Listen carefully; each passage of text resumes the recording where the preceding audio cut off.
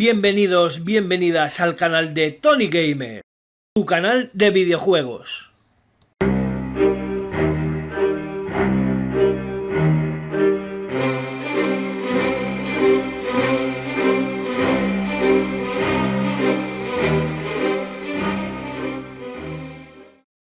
Hola amigos y amigas del canal de Tony Gamer, ¿qué tal estáis? Bienvenidos, bienvenidas a un nuevo gameplay, el que hace el número 9 de este juegazo, que cada vez me gusta más. Lástima que ya parece que estemos llegando al final, donde en este capítulo resolvemos el tercer crimen, deducimos cómo ocurrió todo y además hay una sorpresa final.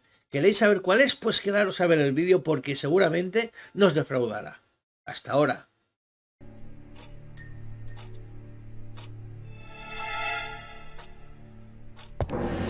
Sir Carmichael's collection could rival that of a major museum.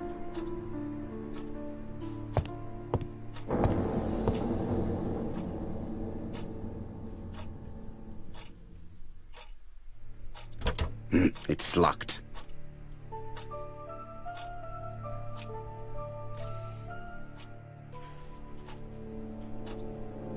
Are you keeping an eye out, Hastings?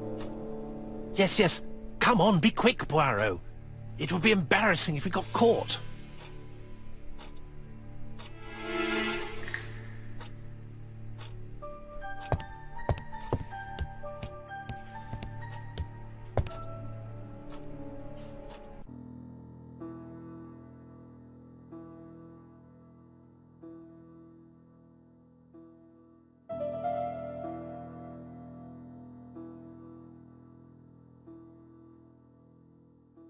The cardinal points.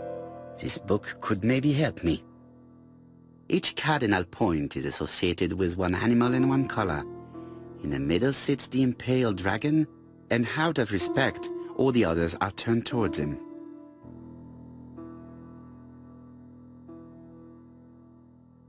Each cardinal point is associated with one animal and one color. In the middle sits the imperial dragon, and out of respect, all the others are turned towards him.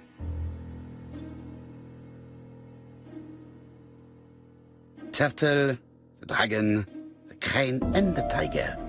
I think I've already seen this motif somewhere.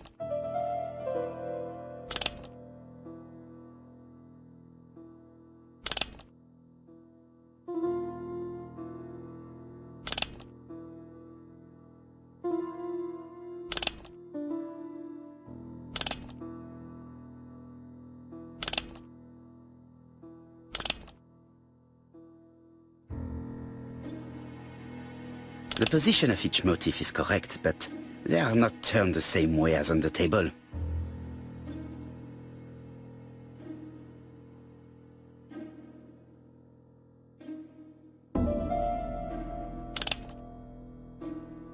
The position of each motif is correct, but they are not turned the same way as on the table.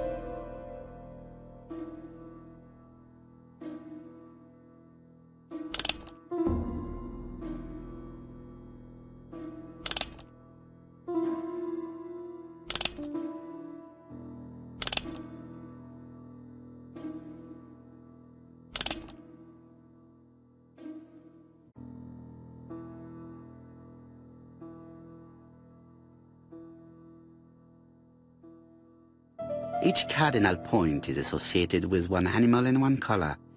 In the middle sits the imperial dragon, and out of respect, all the others are turned towards him.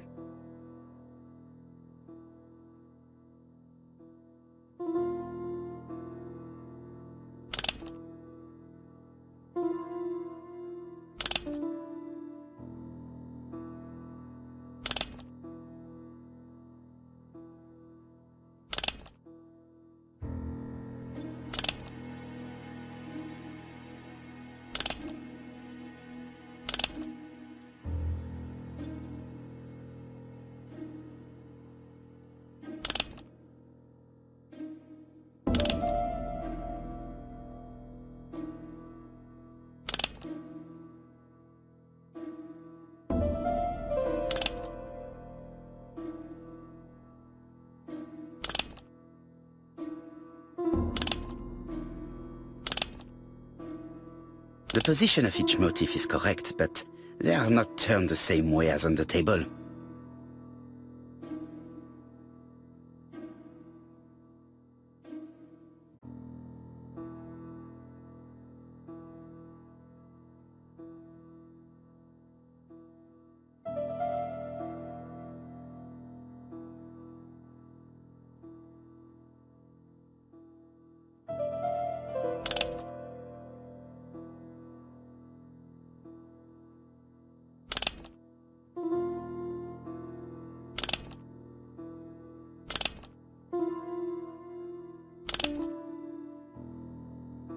The position of each motif is correct, but they are not turned the same way as on the table.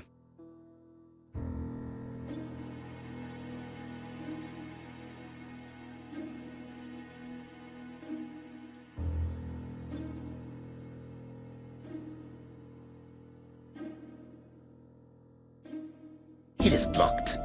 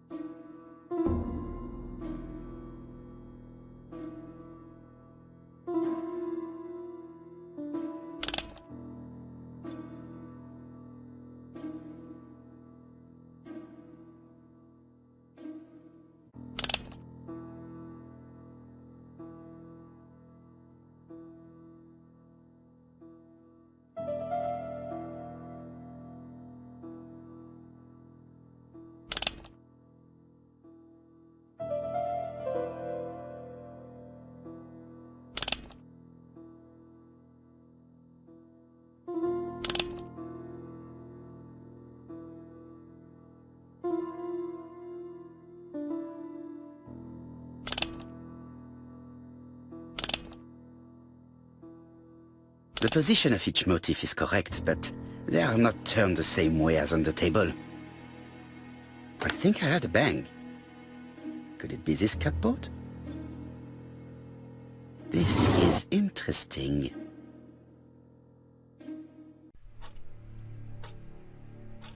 These daggers are only ceremonial weapons. I do not think that the crime weapon is here.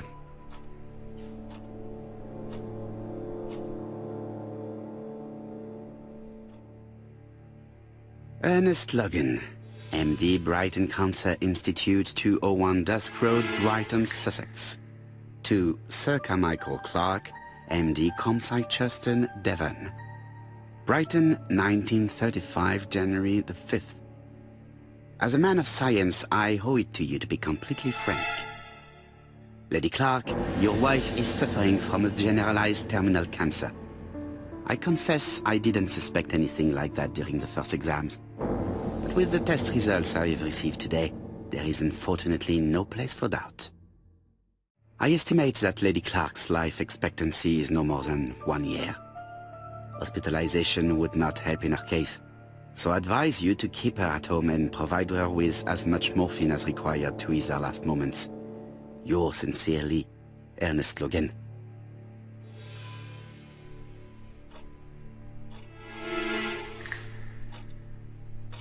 Here's Miss Gray. Sorry to keep you waiting. Lady Clark's condition requires regular care. I believe you want to ask me a few questions. Indeed, mademoiselle. This porcelain is remarkable. Is it old? It's about 3 centuries old, I believe. Wait, let me find the reference.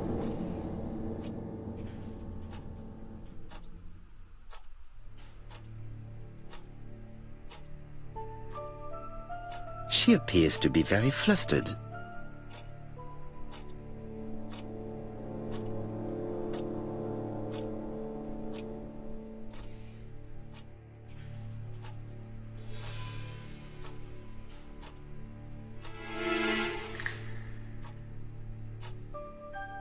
She's unable to hide her emotion, and her makeup has been disturbed. I think that this young woman has just been kissed. Here? Teapot with black dragon, Gangxi period, end of the 17th century. It is a rare piece with unusual colors. You have a good knowledge of art history. Acquired while working with Sir Carmichael. I used to help him manage his collection and choose his new acquisitions.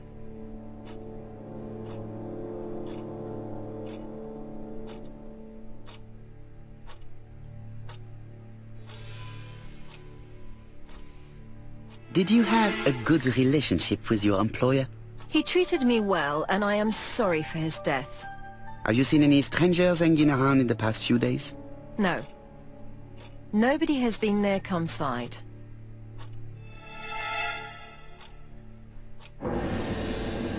What were you doing yesterday evening at the time of the murder? I was sleeping. I was woken by the telephone at 11. I heard Franklin Clark speaking with the gardener. They left with some lanterns and they found the body.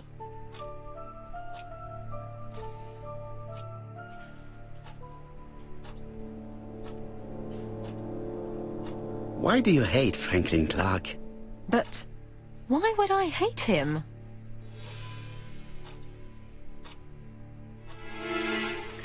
Miss Gray, if I may be so bold, please do not take offence. My friend has rather unusual methods, but all he wants is to find the murderer. Yes, I understand. I must rest. Please excuse me. Earlier, you asked me to watch the living room door for you. I don't wish to be indiscreet, but sometimes a gentleman stumbles upon a secret without intending to. That is sometimes the case. And I saw Franklin Clark kissing Miss Gray at the foot of the stairs. Do you think this is a common occurrence? No, I saw emotion, intensity. I think it was their first kiss. Well done, mon ami. Well spotted. However, I don't think I completely understand this business. Why did Sir Carmichael not defend himself? He appeared to have been active and strong. The murderer did not give him a chance. Let us try and reconstruct the scene.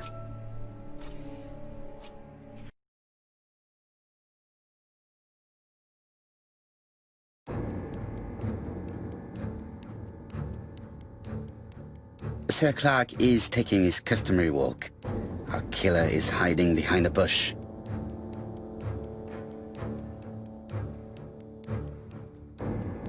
The old man walks quietly along the gravel path.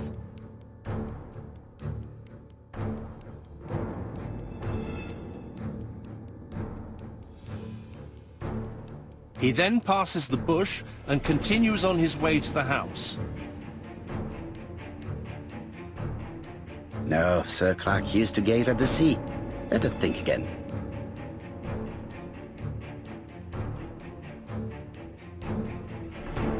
Sir Clark is taking his customary walk. Our killer is hiding behind a bush.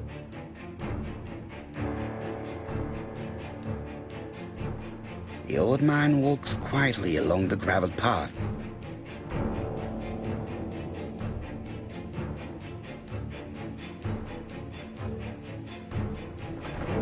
Then he turns towards the sea to gaze at it.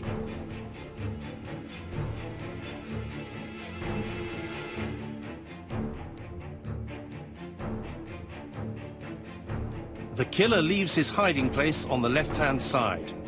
He walks over the gravel on the path. The noise alerts Sir Clark, who turns around.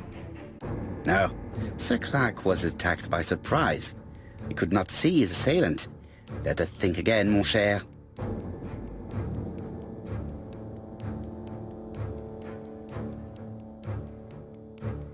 Sir Clark is taking his customary walk. Our killer is hiding behind a bush.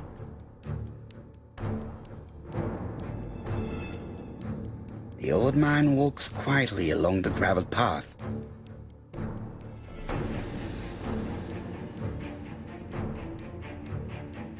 Then he turns towards the sea to gaze at it.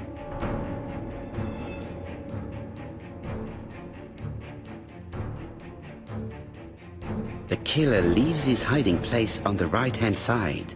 He approaches silently over the grass. Then he throws himself on his prey and cuts the poor man's throat. He then lays down the ABC before leaving. Everything appears to match the crime scene, mon cher Hastings. That is exactly what happened.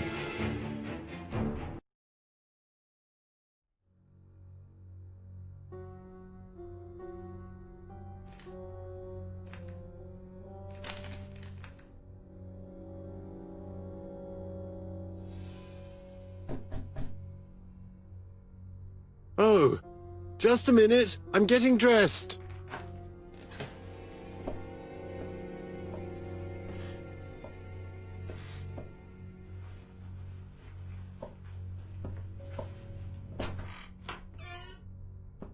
Mr. Kirst, have you recently returned from Churston? Yes. Indeed I have. Have you seen the papers? And to think that you might have rubbed shoulders with the killer. Imagine that. Mr. Kirst, are you all right? You don't seem well. My apologies. My throat is burning and my head feels heavy. It's ever since the war, you know. Since my injury, my head has never been the same.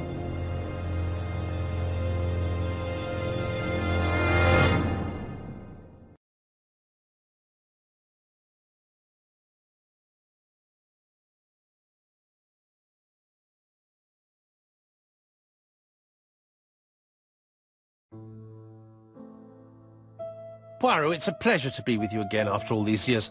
I looked for a gift to thank you, and I found this propelling pencil. An authentic collector's item. You spoil me, mon ami. And you more so by sharing investigations. Do not underestimate the help you are to me, Hastings. Intellect is not everything. There is also goodwill, and you are not short of that. Later, I will ask you to help me tidy up the room and bring some chairs. Our guest will be here soon.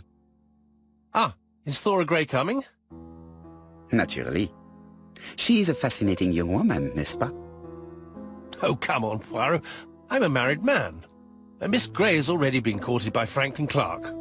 Poirot, our guests will be here soon. We must prepare ourselves.